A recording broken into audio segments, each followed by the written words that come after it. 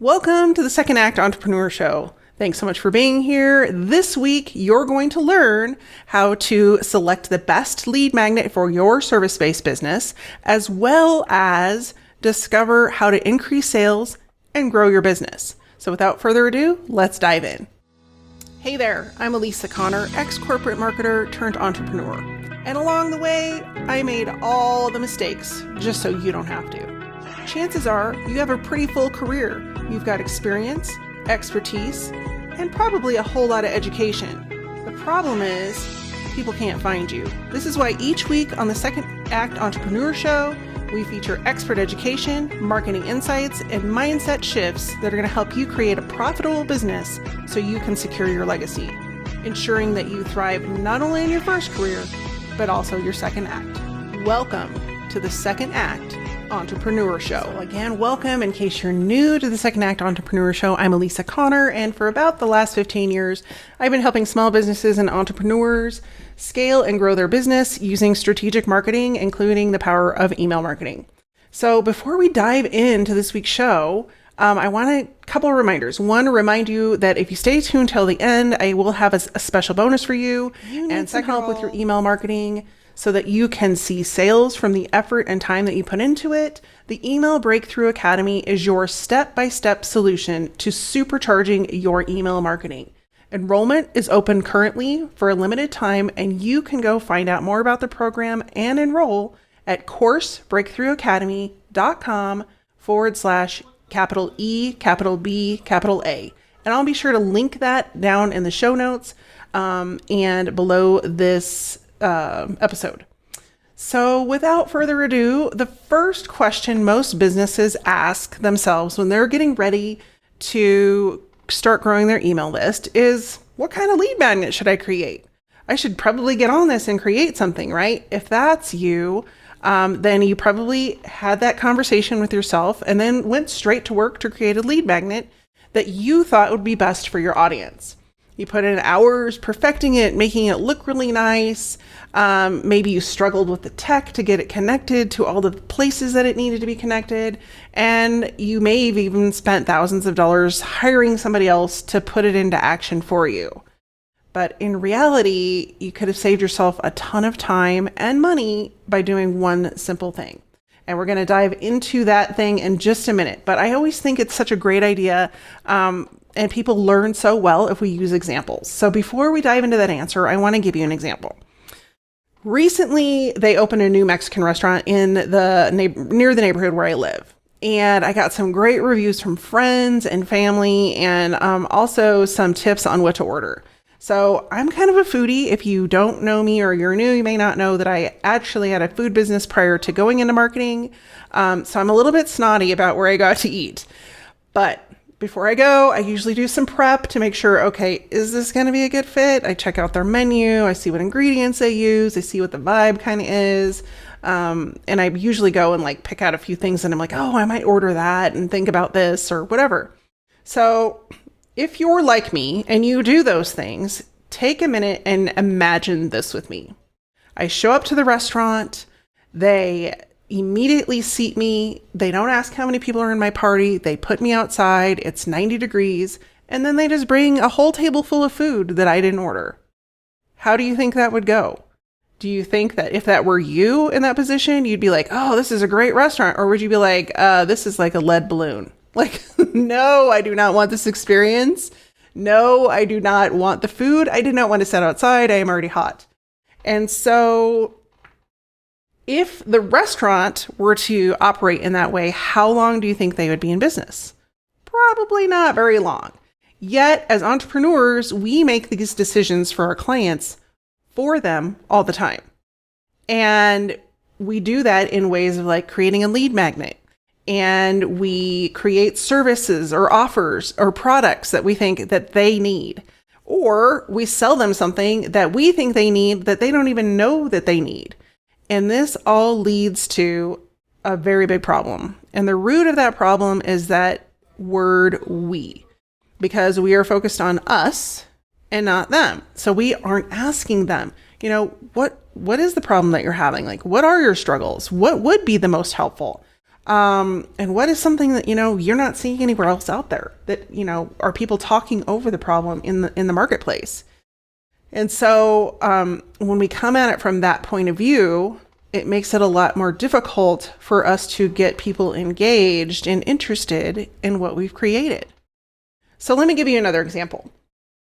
When before COVID, and I think it was during COVID as well, I was lucky enough to work with a few hundred entrepreneurs on creating copy for their lead magnets, their email series, their sales pages, their opt-in pages, and things like that.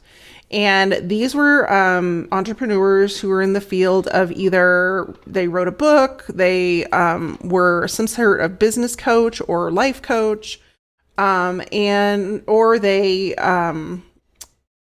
ultimately had some sort of service that they wanted to promote on stages. So they were looking to speak on stages and possibly get paid on stages to promote their book, their online course, their coaching services, whatever that looked like. The problem is that they came into this workshop, and this workshop was thousands of dollars. It cost thousands of dollars for them to participate in this. And they hadn't firmed up their business model. So they came in and they had an idea of what they wanted to do. And this was it wasn't everyone in there, but it was probably a good 85 to 90% of people. And they were just like, yeah, this idea for a business, but they had not done any market research. They had not asked or, actually had proof of concept where they hired people or did work for people for a lower cost to see if it would actually work or if people would pay them for what they were doing. And in essence, they spent thousands and thousands of dollars on a hope, wing, and a prayer that this would turn into a business. And to me, that was just heartbreaking. I would almost cringe when they would show up and they didn't have any of those really basic business things figured out. And yet they were paying tons and tons of money to have all of these pieces of collateral and pieces of marketing to implement for a product or service offering that they didn't even have customers for.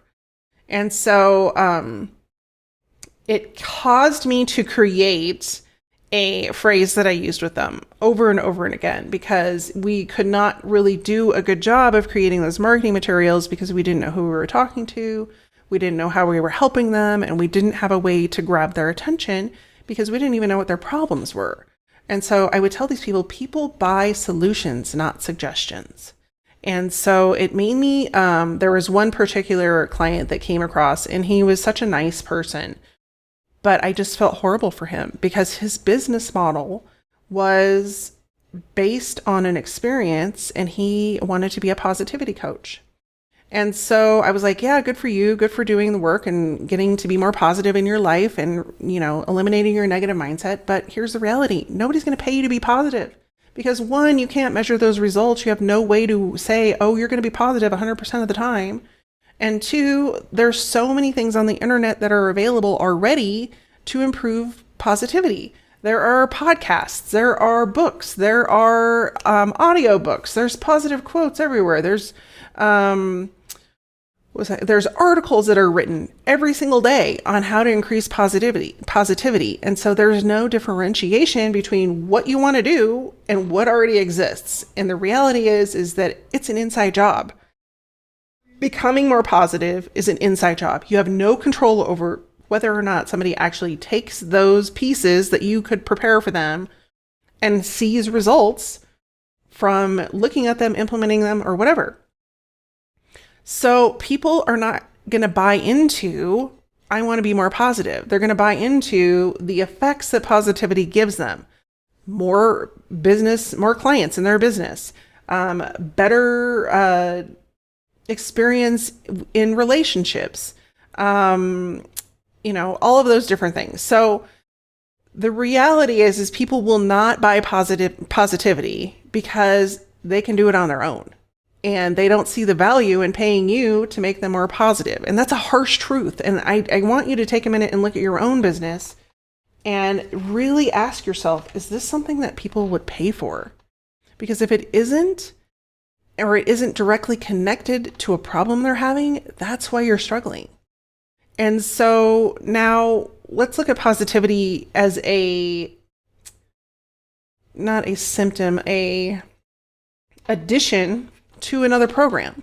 Like say you had a weight, you wanted to lose weight. Well, if you can add some positive mindset into losing weight, you're going to have a better experience. But positivity on its own is not going to help somebody lose weight. They have to follow they have to take in less calories and they have to move more. Like that's what it all comes down to. It doesn't matter what weight loss program you do.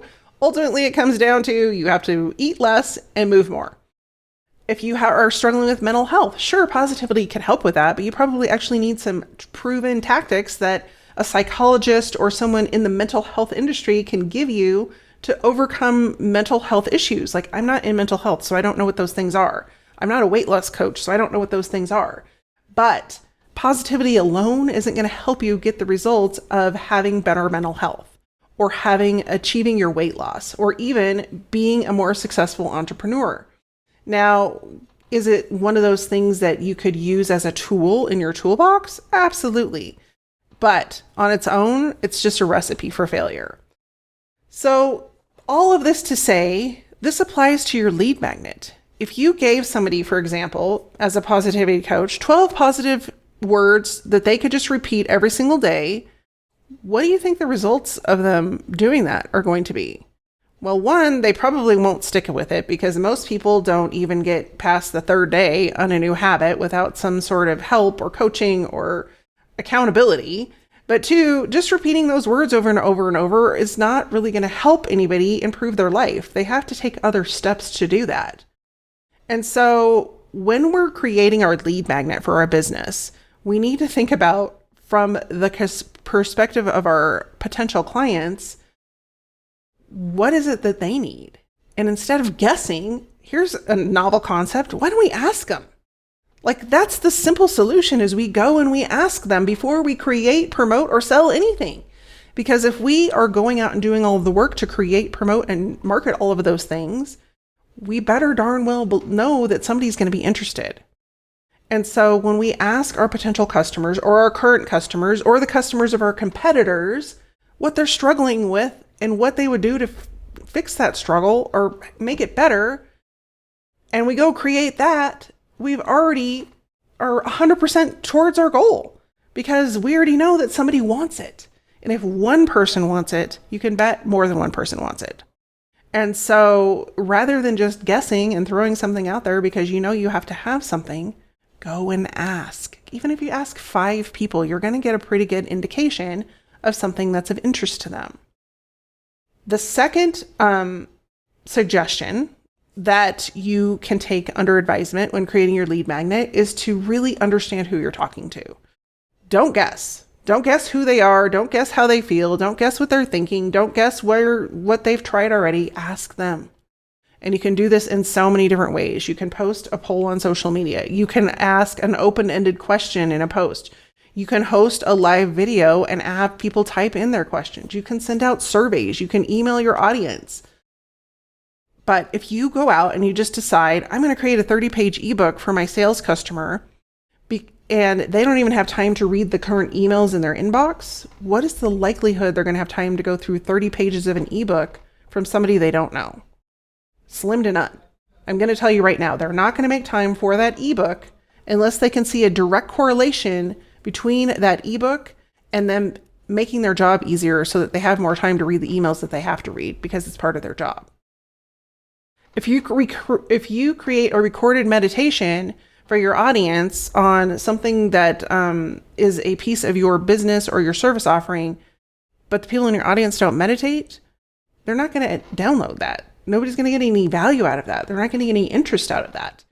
And so then it's a fail. And you're like, then you feel bummed because you spent so much time recording it and you had to fight with the tech and you had to figure out all of the different components of getting it on your website. And then you're like, nobody's doing this. And I feel like it's just such a waste and nothing works. But in reality, it's because you didn't do the research up front. You didn't find out about them and what kind of lifestyle they have. And do they even listen to audios? Or are they video people? Or do they even have time for that? And so rather than guessing, we ask as many questions as possible, or that they will let us. And then the third component of a really good lead magnet is that you give them some kind of result. Because if you can give them a result, you start to build trust. And when you start to build trust, then they want to know more about you. They want to know more about how you can help. And ultimately, trust leads to purchasing. And most people will not take the time to build trust in a relationship. It takes time. People don't trust you overnight. It takes them getting to know you, becoming part of your inner circle, becoming aware of who you are, what you stand for, and how you help other people. And so a really good example of a quick win or getting somebody a quick result that will start to increase that trust is creating a checklist. And there are other options for this as well, but a checklist is easy to explain. So you may have something in your business, like for me, I created a checklist for my one-on-one clients that is the exact steps to set up their lead magnet every single time in their WordPress website using ConvertKit. And I think it's about 20 steps, but there's checkboxes. They can download it and print it out, and then they can, use it every single time. And the great part of it is that it makes that process so simple for them that every single time they're like, oh my gosh, thank you so much for the checklist. But also the other piece of that is that is branded with my name and my logo, so that every time they see it, they go, oh yeah, I got this from Elisa. And that is awesome because it keeps you top of mind.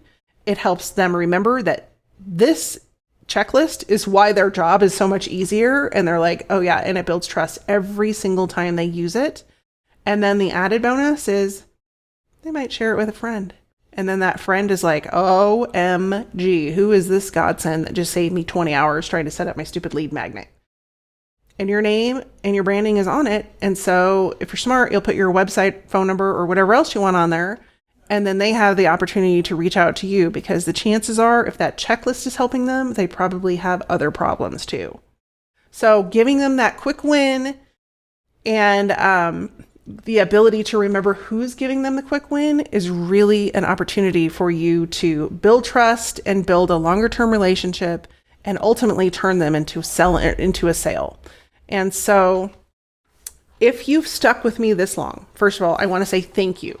And I promised you a bonus at the end. And so I want to deliver that bonus. So one of the ways that I share with clients to really kick up the lead magnet and make it irresistible is to become like Goldilocks. So you give in your lead magnet just enough, a glimpse of what is actually possible if they were to work with you, that they get a result. And they're going to say, oh, if this is what she's giving away for free, I can't even imagine what it would be like to work with her. But not giving them so much for free that they're overwhelmed and they're like, oh my gosh, this is way too hard. I'm not going to do it.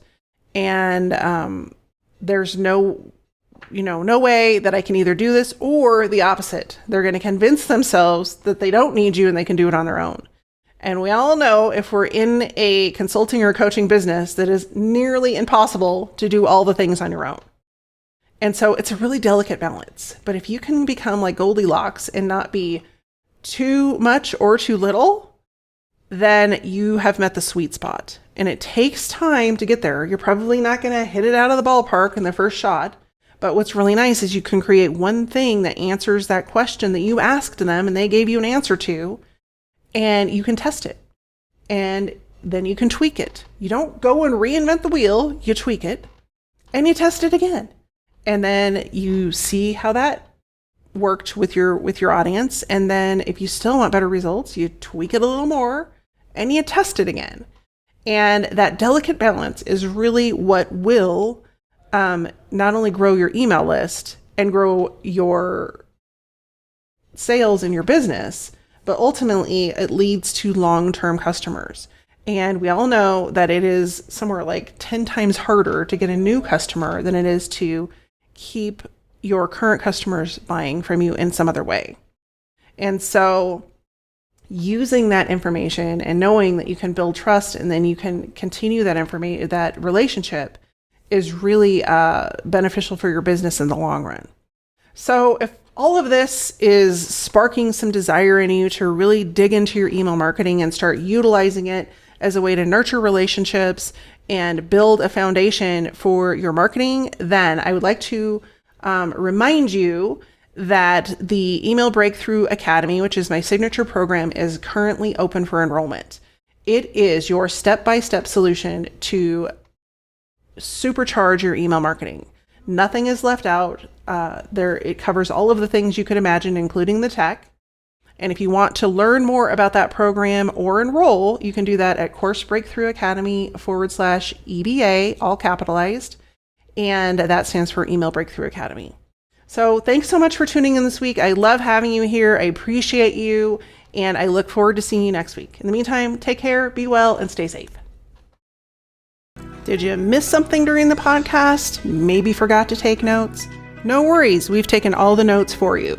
All the resources, links, and information in this episode you can find over at alisaconnor.com/podcast.